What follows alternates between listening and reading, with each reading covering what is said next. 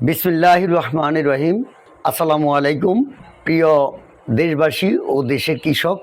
আমি শাহাবুদ্দিন ফরাজি বাংলাদেশ কৃষক ঐক্য ফাউন্ডেশনের পক্ষ থেকে, দেশের অধিকার বঞ্চিত কৃষক সমাজের পক্ষ থেকে আজ অত্যন্ত ক্ষোভ ও উদ্বেগের সঙ্গে কথা বলছি।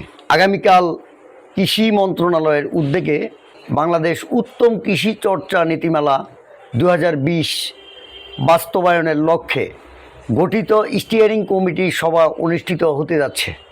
সভাটি উদ্দেশ্য নিঃসন্দেহে গুরুত্বপূর্ণ, কিন্তু প্রশ্ন হলো, যে কৃষক মাঠে দাঁড়িয়ে এই উত্তম কৃষি চর্চা বাস্তবায়ন করবেন সেই কৃষকের প্রতিনিধি কোথায়?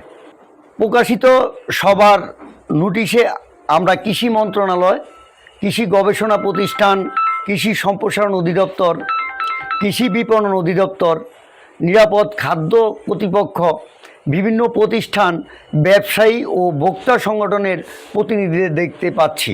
কিন্তু যে কৃষক বীজ বোনেন, জমি প্রস্তুত করেন, সার দেন, কীটনাশক ব্যবহার করেন, রোদ বৃষ্টি উপেক্ষা করে ফসল উৎপাদন করেন, সেই কৃষকের সরাসরি প্রতিনিধি যদি আলোচনার টেবিলে না থাকেন, তাহলে কৃষকের বাস্তব সমস্যা, বাস্তব অভিজ্ঞতা এবং মাঠের বাস্তবতা কিভাবে নীতিমালায় প্রতিফলিত হবে? আমরা পরিষ্কারভাবে বলতে চাই, কৃষককে বাদ দিয়ে কৃষির নীতি করা যাবে না। কৃষকের মতামত ছাড়া কৃষকের জন্য উত্তম কৃষি চর্চা নির্ধারণ করা যাবে না। বাংলাদেশের সকল কৃষি উন্নয়নমূলক সভায় কৃষক প্রতিনিধি থাকা বাধ্যতামূলক করতে হবে। আমরা বাংলাদেশ কৃষক ঐক্য ফাউন্ডেশনের পক্ষ থেকে একটা জোর দাবি জানাচ্ছি।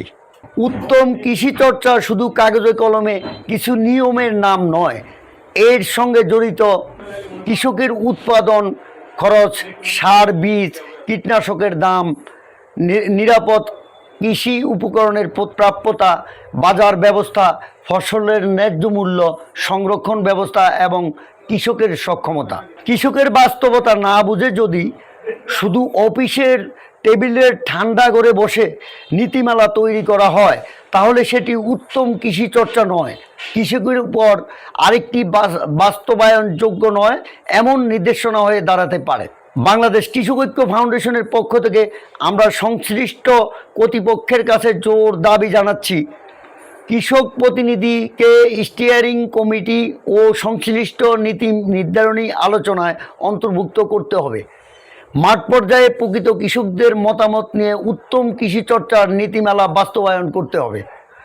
কৃষকের উপর নতুন কোনো নিয়ম চাপিয়ে দেওয়ার আগে তার বাস্তবায়ন, ব্যয় ও সক্ষমতা বিবেচনা করতে হবে। নিরাপদ ও উত্তম কৃষি চর্চার পাশাপাশি উৎপাদিত পণ্যের ন্যায্য মূল্য নিশ্চিত করতে হবে। কৃষকের কথা শুনতে হবে। কৃষকের মাঠে গিয়ে শুধু সভাকক্ষের ঠান্ডাঘরের চার দেওয়ালের মধ্যে নয়। আমরা সংঘাত চাই না, আমরা চাই সমাধান। আমরা কারো বিরুদ্ধে নই, আমরা কৃষকের অধিকার ও অংশগ্রহণের পক্ষে। কৃষককে বাদ দিয়ে কৃষির উন্নয়ন সম্ভব নয়, কৃষককে বাদ দিয়ে নিরাপদ খাদ্য নিশ্চিত করা সম্ভব নয়, কৃষককে বাদ দিয়ে উত্তম কৃষি চর্চা বাস্তবায়ন করা সম্ভব নয়।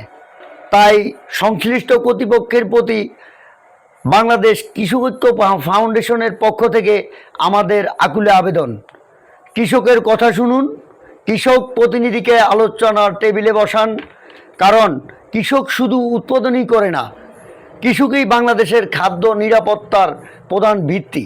বাংলাদেশ কৃষক ঐক্য ফাউন্ডেশনের ন্যায্য অধিকার ও মর্যাদা প্রতিষ্ঠার আন্দোলনে ছিল, আছে এবং থাকবে ইনশাআল্লাহ। ধন্যবাদ সবাইকে।